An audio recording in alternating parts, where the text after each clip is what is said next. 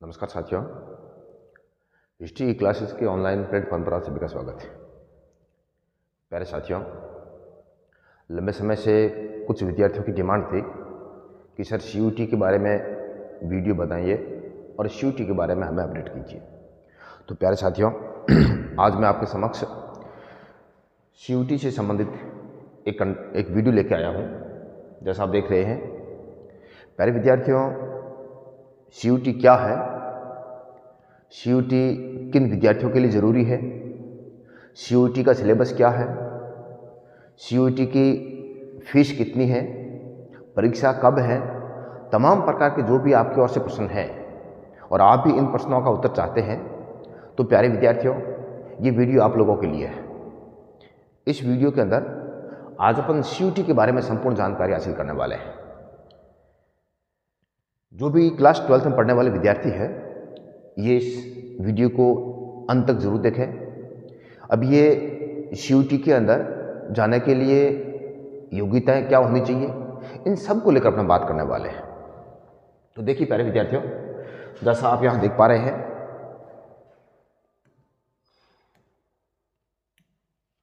सबसे पहले देखिए कि आखिर CUT है क्या। CUT का जो फुल फॉर्म है वो है कॉमन यूनिवर्सिटी एंट्रेंस टेस्ट। ये है CUT की फुल फॉर्म। ये है CUT की full form, common university entrance test. ये आप जो देख पा रहे हैं, ये है इंफॉर्मेशन बुलेट। इसके अंदर सारी CUT के बारे में जानकारी दे रखी है। आज अपन इसी के बारे में विस्तार से देखते हैं। ये आप देख रहे हैं CUT 2026।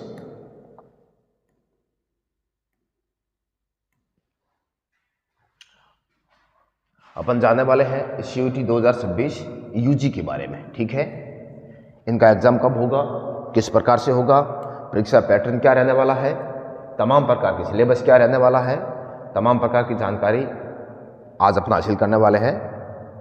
यहाँ देखिए, CUT का जो एग्ज़ाम है ये कौन करवाता है। तो CUT का जो एग्ज़ाम है ये हमेशा NTA करवाती है। कौन करवाती है? NTA, national testing agency. ठीक है, ये नेशनल लेवल की परीक्षा करवाने वाली सबसे बड़ी संस्था है। ठीक है, आगे और देखिए, ये ज़्यादा कोई काम के नहीं है। ये इसके जो उद्देश्य वगैरह है CUT के NTA के वो लिखे हुए हैं। यहाँ से अपन देखते हैं, ये पूरा देखिए आप, ये देखिए, ये आप लोगों के लिए बहुत महत्वपूर्ण है। CUT का नोटिफिकेशन काफ़ी टाइम हो गया है, आ गया है। बीच में एक और नोटिफिकेशन अनाउंसमेंट आया था, इसके अंदर पूरी जानकारी दी गई है। प्यारे विद्यार्थियों, अगर आप CUT का फॉर्म भरना चाहते हैं तो CUT के फॉर्म अभी चल रहे हैं। जैसा आप देख रहे हैं, इसमें देखिए, online submission of application form, application जो फॉर्म है वो अभी चल रहे हैं। और इसकी जो शुरुआत हुई है वो हुई है 3 जनवरी से। 3 जनवरी से 30 जनवरी 2026 तक आप फॉर्म भर सकते हैं। रात को 11:50 तक आप फॉर्म भर सकते हैं। तो परीक्षा जो फॉर्म भरने की डेट है वो है 3 जनवरी से 30 जनवरी तक। एक चीज़। दूसरी चीज़ क्या है? Last date of successfully transaction of fee through credit, जो भी आप फीस भरते हैं उस फीस की जो लास्ट डेट है वो है 31 जनवरी 2026 और ये भी है 11:50 PM शाम। ठीक है, इसके बाद में क्या है? Correction in particulars. जो आप फॉर्म भरते हैं उसमें अगर किसी प्रकार की कोई मिस्टेक हो जाती है तो आपको NTA के द्वारा करेक्शन करने का भी एक ऑप्शन दिया जाता है, और वो है आपके लिए 2 से 4 फरवरी।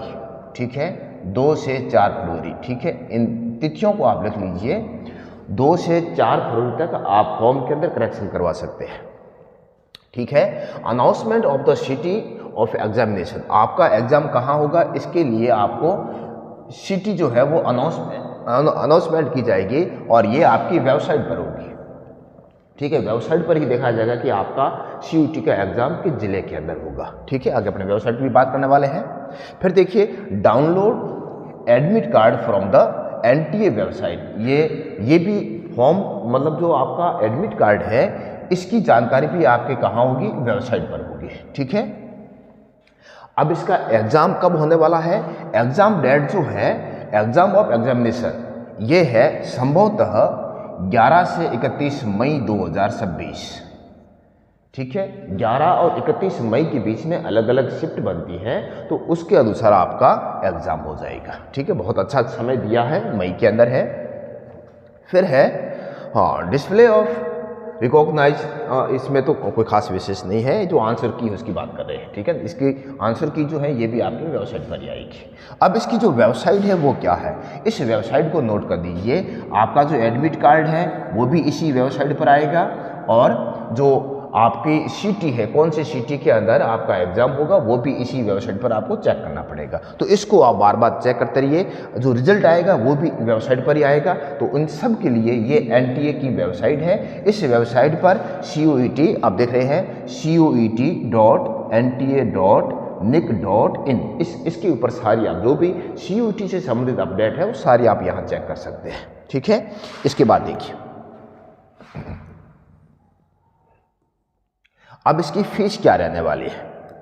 COET की फीस क्या रहने वाली है। COET की जो जनरल कैटेगरी के विद्यार्थी है, जनरल कैटेगरी के विद्यार्थियों के लिए 1000 रुपये है। ये केवल 3 सब्जेक्ट के लिए है। प्यारे विद्यार्थियों, ये ध्यान रखना, आगे मैं आपको सब्जेक्ट के बारे में जानता जाने वाला हूँ कि इसमें कौन कौन से सब्जेक्ट होते हैं। ठीक है, आप अधिकतम 5 सब्जेक्ट ले सकते हैं। कितने सब्जेक्ट ले सकते हैं?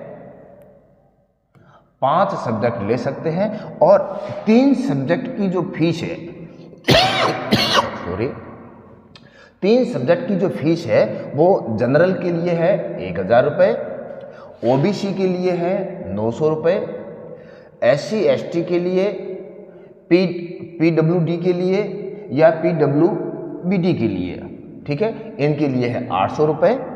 और जो सेंट्रल आउट ऑफ इंडिया है, जो भारत के बाहर के लोग हैं, उनकी जो फीस है वो है 4500 रुपये। ये तो है आपके 3 सब्जेक्ट की। आप अधिकतम 5 सब्जेक्ट ले सकते हैं। अब अगर आप 5 सब्जेक्ट लेते हैं, इसका मतलब 2 सब्जेक्ट एक्स्ट्रा ले रहे हैं। तो जो 2 सब्जेक्ट एक्स्ट्रा लोगे, ये उसकी फॉर ईच एडिशनल सब्जेक्ट, जो भी आप अलग सब्जेक्ट ले रहे हैं उसकी फीस ये है। अगर आप जनरल के हैं तो पर सब्जेक्ट आपको 400 देने पड़ेंगे। एक सब्जेक्ट लेते हैं तो 400, 2 लेते हैं तो 800। ठीक है, OBC के हैं तो 375, और SC ST के हैं तो 375 है, और आउट ऑफ इंडिया के हैं तब 1800 आपको प्रत्येक सब्जेक्ट के देने पड़ेंगे। ये आपकी फीस का स्ट्रक्चर है। ठीक है, और आगे देखिए, ये फीस आ गई है। अब अपन देखते हैं, यहां देखिए, ये थोड़ा सा परीक्षा पैटर्न के बारे में बताया गया है। पेपर पैटर्न और परीक्षा पैटर्न के बारे में बताया गया है। सबसे पहले देखिए, आपको ऑनलाइन रजिस्ट्रेशन करना है। ठीक है, ये जो फॉर्म है ये ऑफलाइन नहीं होगा, ऑनलाइन रजिस्ट्रेशन होगा। अब इसमें टोटल सब्जेक्ट कितने हैं? तो प्यारे विद्यार्थियों, इसमें टोटल सब्जेक्ट हैं 37। ठीक है, 13 लैंग्वेज है और 23 डोमेन स्पेसिफिक सब्जेक्ट है। ये जो आप अपने जो मूल सब्जेक्ट होते हैं 12वीं वाले, इसी को COET के अंदर डोमेन सब्जेक्ट बोलते हैं। ठीक है, तो डोमेन को लेकर कंफ्यूजन कि डोमेन क्या है। डोमेन जो अपने मूल सब्जेक्ट है, जैसे हिस्ट्री है, पॉलिटिकल है, इकोनॉमिक्स है, ज्योग्राफी है, ये क्या कहलाते हैं? ये डोमेन सब्जेक्ट कहलाते हैं। ठीक है, इसके साथ साथ में एक है जनरल एप्टीट्यूड टेस्ट। तो ये कुल मिलाकर कितने हो गए हैं सब्जेक्ट? 37 हो गए हैं। मीडियम क्या रहने वाला है प्यारे विद्यार्थियों? 13 इंडियन लैंग्वेज, 13 इंडियन लैंग्वेज है। इसमें जो भी आप चाहो, जैसे अपने हिंदी के अंदर और इंग्लिश के अंदर, गुजराती के अंदर, बंगाली के अंदर, असमी के अंदर, किसी भी लैंग्वेज के अंदर, कुल मिलाकर भारत की जो 13 भाषाएं हैं, उन 13 भाषाओं में ये एग्जाम होता है। ठीक है, आप कोई भी इसमें से लैंग्वेज ले लीजिए, जो भी आप अमूमन मानते हैं।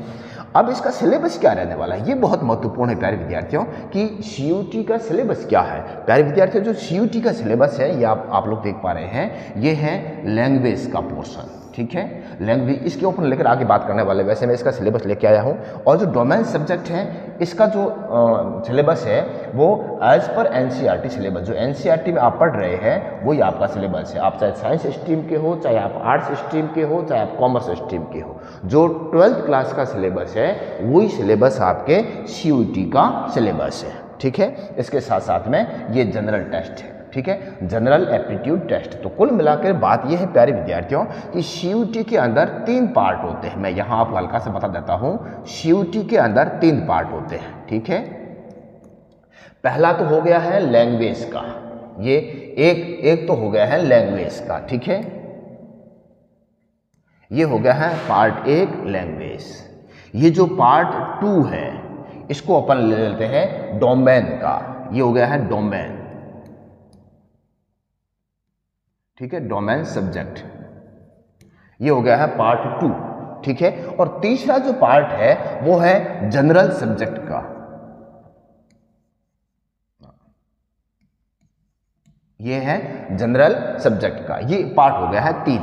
अब इसमें से आपको क्या क्या लेना है ये अपन इसके आगे और पूरे विस्तार के साथ, जो आगे सिलेबस में पूरा विस्तार के साथ लेके आया हूं तो उसमें अपन चर्चा करते हैं, ठीक है। आगे और देखिए, यहां तक देखिए चॉइस ऑफ टेस्ट पेपर, ठीक है, चॉइस ऑफ टेस्ट पेपर। तो इसमें आपको क्या करना है, आपको करना है कैंडिडेट में choose up to a maximum of 5 subject, यानी आप अधिकतम 5 सब्जेक्ट का चयन कर सकते हैं, ये ध्यान रखना, अधिकतम 5 सब्जेक्ट आप ले सकते हैं। एक लैंग्वेज का होता है, एक जनरल एप्टीट्यूड का होता है और 3 डोमेन सब्जेक्ट होता है। इस प्रकार से अधिकतम आप 5 विषय ले सकते हैं, ठीक है। इसमें लिखा भी है कि including language and general aptitude test, ये दोनों शामिल है। और इसके साथ साथ में आप यहाँ देख रहे हैं कि सब्जेक्ट अपटेड इन क्लास 12th, ठीक है। और देखिए मार्किंग स्कीम क्या रहने वाली है प्यारे विद्यार्थियों, अगर आप राइट आंसर करते हैं, करेक्ट आंसर के 5 नंबर हैं, एक अगर आप सही उत्तर देते हैं तो उसके 5 नंबर है, और वहीं अगर एक गलत आंसर देते हैं, इनकरेक्ट आंसर, तो उसका 1 नंबर कट जाएगा। ये नेगेटिव मार्किंग है, ठीक है, ये आप देख रहे हैं नेगेटिव मार्किंग, ठीक है। नेगेटिव मार्किंग में अच्छा अगर सही करते हैं तो 5 नंबर जुड़ते हैं, गलत करते हैं तो 1 नंबर माइनस हो जाएगा, ठीक है। मोड ऑफ द एग्जाम किस बेस पे होगा, किस आधार पे होगा, तो कंप्यूटर बेस पर आधारित है, ठीक है ना, जिसको CBT कहते हैं, ठीक है। ऑनलाइन एग्जाम होगा, कुल मिला के कंप्यूटर पर होगा, ठीक है। फिर है टोटल क्वेश्चंस कितने आएंगे, तो 50 questions for each test paper. आप जो प्रत्येक टेस्ट जो पेपर लेंगे उसके अंदर 50% आएंगे, ठीक है ना, 50% आएंगे, ध्यान रखना, 50 क्वेश्चंस आएंगे। ऑल क्वेश्चंस आर कंपलसरी, सभी प्रश्न करने जरूरी है।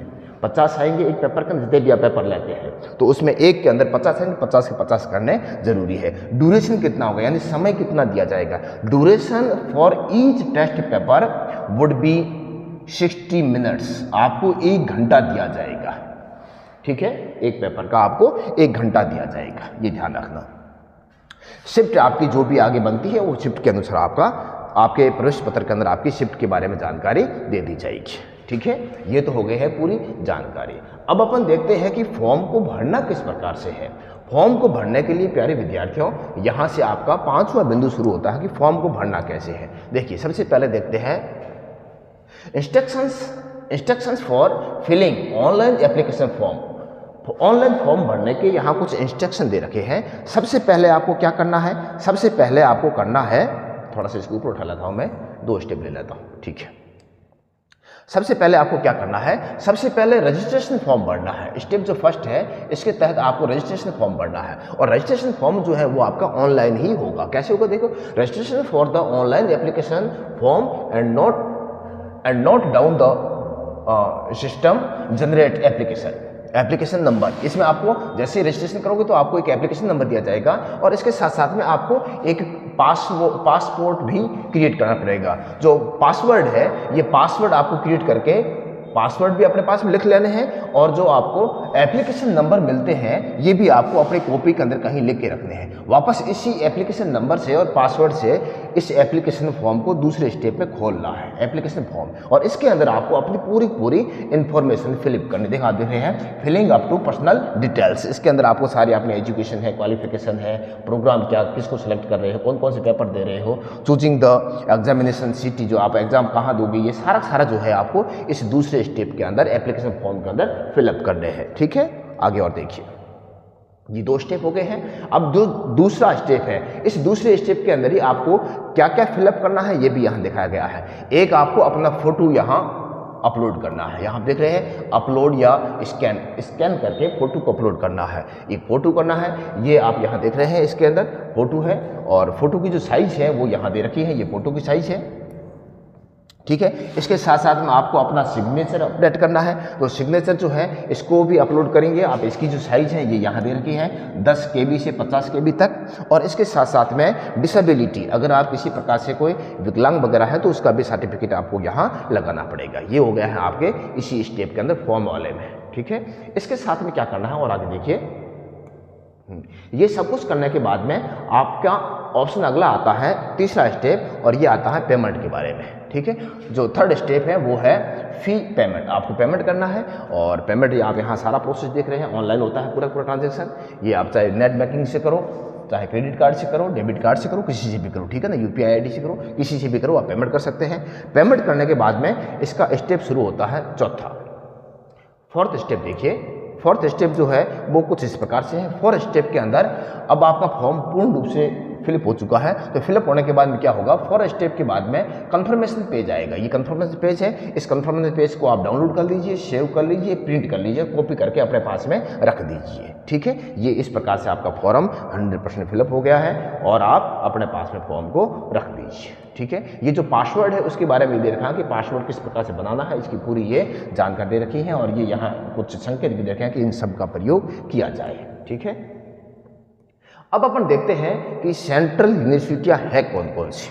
सेंट्रल यूनिवर्सिटियां देखो यहाँ दे रखा है लिस्ट ऑफ सेंट्रल यूनिवर्सिटीज। ये जो इंडिया की टॉप मोस्ट यूनिवर्सिटी है उसके बारे में मैं लिस्ट लेके आया हूँ, जहाँ आप देख रहे हैं अलीगढ़ मुस्लिम यूनिवर्सिटी है, असम यूनिवर्सिटी है, और बाबा साहेब भीमराव अंबेडकर यूनिवर्सिटी है, बनारस हिंदू विश्वविद्यालय हिंदू यूनिवर्सिटी है, सेंट्रल संस्कृत यूनिवर्सिटी है, central tribal university of Andhra Pradesh है, central university of Andhra Pradesh है, सेंट्रल यूनिवर्सिटी ऑफ गुजरात है। आप आराम से देख लीजिए, हरियाणा वगैरह जितने भी देश के टॉप मोस्ट यूनिवर्सिटियां हैं, इन सारी यूनिवर्सिटियों की मैं लिस्ट लेके आया हूं। और ये आप यहाँ देख रहे हैं, ये NTA के द्वारा ही जारी की गई है, ठीक है। ये आप आराम से रोक रोक कर देख सकते हैं। और अगर अपने राजस्थान की बात करें तो यहाँ आप देखिए, ये देखिए आप यहाँ सेंट्रल यूनिवर्सिटी ऑफ राजस्थान, ये राजस्थान की यूनिवर्सिटी है, बाकी अलग अलग स्टेट के अंदर दी गई है, ठीक है।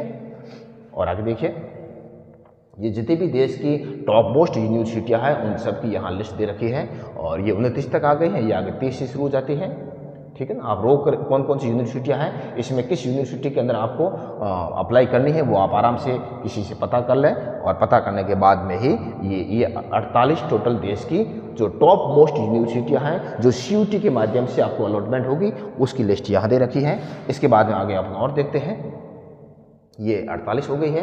अब आप लोगों के लिए मैं लेके आया हूँ कि एग्ज़ाम कहाँ कहाँ होगा। आपको अगर पता नहीं है कि आपका जो अभी कान के एग्ज़ाम के सिटी के अंदर होगा, तो मैं जो सिटी है वो भी लेके आया हूँ, list of examination cities for CUT, यानी कि जो CUT का एग्ज़ाम होगा वो किस सिटी के अंदर होगा, तो इसकी भी मैं लिस्ट लेके आया हूँ। यहाँ आप देखिए, ये स्टेट है और ये उस स्टेट की सिटी है। तो सबसे पहले यहाँ देखते हैं आंध्र प्रदेश को सॉरी, आंध्र प्रदेश को। तो अडोनी ये पूरी सिटी है और ये पूरे स्टेट है। आप अपने स्टेट को देखिए कि आप कौन से स्टेट से बिलोंग करते हैं और उसके सामने कौन सी सिटी के अंदर CUT का एग्ज़ाम होगा, या आराम से आप रोक कर इसको पढ़ सकते हैं, ठीक है। ये असम आ गया है, ये अरुणाचल प्रदेश था, ठीक है, और ये बिहार आ गया है, ये बिहार के सारी सिटीज़ है, ये चंडीगढ़ आ गया है, ठीक है, ये दादर एंड नगर हवेली आ गई है, ठीक है, ये दमन एंड दीव आ गया है, ये दिल्ली का है, ये गोवा का है, ये गुजरात के आगे हैं सारे सिटीज़, गुजरात में कहाँ कहाँ एग्ज़ाम होगा, ठीक है, ये हरियाणा के आगे हैं, ये हिमाचल प्रदेश के आगे हैं।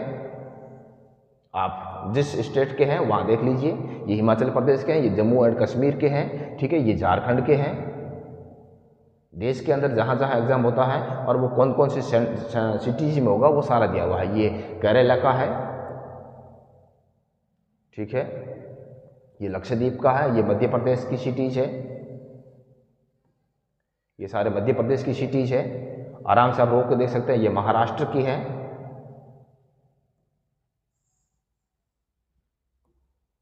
ठीक है, ये मणिपुर की है, ये मेघालय की है, ये मिजोरम की है, ये नागालैंड की है।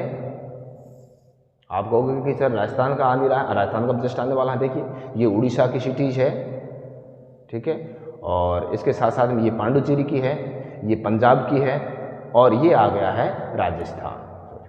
ये आगे है राजस्थान। राजस्थान को यहाँ रोक कर देखते हैं अपन, राजस्थान में कौन कौन से सिटीज़ के अंदर CUET का सेंटर आता है। तो राजस्थान के अंदर अजमेर के अंदर आता है, भरतपुर के अंदर आता है, भीलवाड़ा में आता है, बीकानेर में आता है, दौसा में आता है, हनुमानगढ़ में आता है, जयपुर और जोधपुर, कोटा, सीकर, श्री गंगानगर, उदयपुर, ये पूरे जो है ये राजस्थान के सेंटर हैं। CUET राजस्थान के अंदर इन जिलों के अंदर सेंटर देते हैं। तो आपको कोई भी 4 जिलों को चयन करना है और 4 जिले आपको उस ऑप्शन के अंदर डालने हैं, ठीक है। और आगे देखिए, राजस्थान के बाद में ये स्टेट आ रहे हैं, सिक्किम वगैरह है, तमिलनाडु है, ये आप सारे रोक कर आराम से देख सकते हैं कि कौन से स्टेट के अंदर CUET का सेंटर आता है और हमें क्या पढ़ना चाहिए, ये सारे आप आराम से देख सकते हैं, ठीक है। ये पूरे सिटीज आ गई है, ये उत्तर प्रदेश का आ गए हैं, ठीक है, ये उत्तराखंड के आ गए हैं, ठीक है। अब इसके साथ साथ में ये देखिए एग्जामिनेशन सिटीज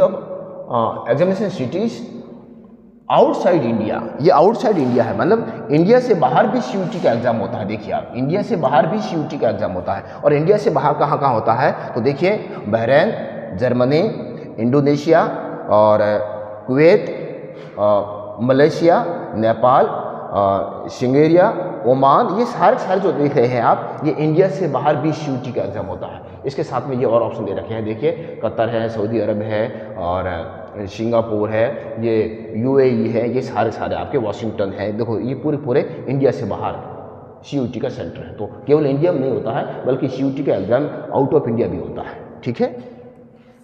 इसके बाद में प्यारे विद्यार्थियों, अब हम लास्ट बात करते हैं कि सर इसका सिलेबस क्या रहने वाला है। वे ये सिलेबस की मैं पूरी लेके आया हूँ, ये वेबसाइट पे मिल जाएगा आपको। जनरल जो टेस्ट है, general test syllabus for CUET UG, ठीक है। UG का मतलब है अंडर ग्रेजुएशन, ठीक है। तो इसके अंदर क्या क्या, देखिए आपके पेपर होते हैं 5 होते हैं, उसमें से 3 आप कम से कम ले सकते हैं और अधिकतम 5 ले सकते हैं। अब कुछ यूनिवर्सिटियों के अंदर जो जनरल टेस्ट है ये अनिवार्य कर रखा है, ठीक है, जनरल टेस्ट अनिवार्य कर रखा है। किसी के अंदर लैंग्वेज अनिवार्य कर रखा है, तो किसी के अंदर डोमेन सब्जेक्ट अनिवार्य कर रखा है। इसलिए मैं आपको सलाह देता हूं कि आप ये 5 सब्जेक्ट ले लीजिए और जो इंडिया के टॉप मोस्ट यूनिवर्सिटी है उसके अंदर आप फॉर्म फिलअप कर दीजिए, उसका चयन कर दीजिए। तो 5 में से जो भी जिस यूनिवर्सिटी का सिलेबस है, किसी में डोमेन सब्जेक्ट को आधार माना है, किसी में जनरल टेस्ट को आधार माना है, किसी में लैंग्वेज को आधार माना है, आपको एक लैंग्वेज लेनी है, चाहे आप कोई भी लैंग्वेज लो।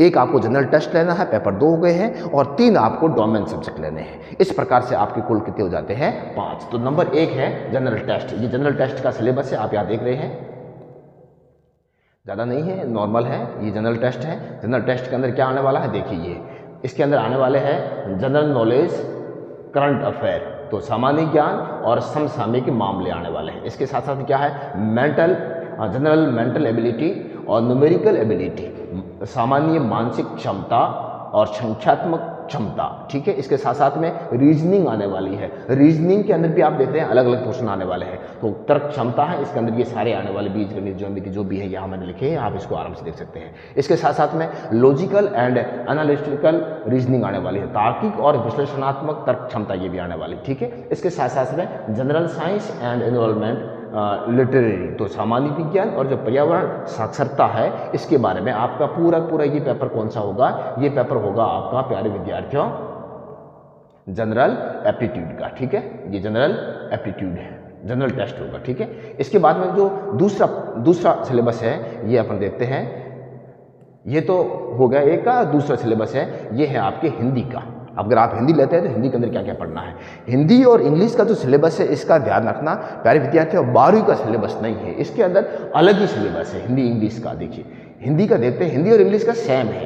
क्या क्या है इसके अंदर, आपको एक बड़ा सा पैराग्राफ दिया जाएगा, ठीक है। ये देखिए, कंप्रहेंशंस, रीडिंग कंप्रहेंशंस, और उसके बारे में यहाँ आपसे प्रश्न पूछे जाएंगे। वो वास्तविकता के आधार पर, आख्यान के आधार पर और साहित्यिक के आधार पर यहाँ शब्दावली आएगी, उसका आपको आंसर देना है। इसके साथ साथ में यहाँ आप देख रहे हैं वर्बल एबिलिटी, इसके अंदर क्या क्या आएगा, भागों को पुनर्व्यवस्थित करना है, निम्नलिखित का मिलान करना है और सही शब्द का चयन करना है, समानार्थी और विलोम शब्द को निकालना है। तो ये पैराग्राफ आएंगे, उन्हीं में से आपको इसका आंसर देना है। ये होगा हिंदी का।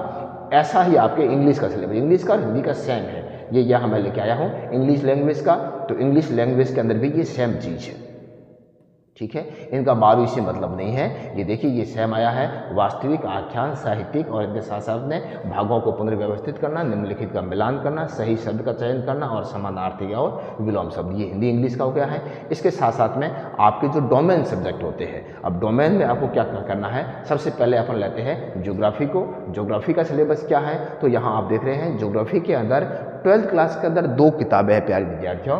एक आप देख रहे हैं फंडामेंटल ऑफ ह्यूमन ज्योग्राफी, मानव भूगोल के मूलभूत सिद्धांत, इसका पूरा सिलेबस रहने वाला है। ये यूनिट वाइज यहाँ दिया हुआ है, आपके पास किताब है, आप किताब को देखकर मिलान कर सकते हैं, ठीक है। इसके साथ साथ में दूसरा जो भाग है, दूसरे भाग को भी देखिए, India people and economy, Bharat, लोग और अर्थव्यवस्था, ये आपकी दूसरी किताब है। इस दूसरी किताब का सिलेबस देख लीजिए, ये पूरा सिलेबस है, इसको भी यूनिट वाइज दिया हुआ है, ठीक है।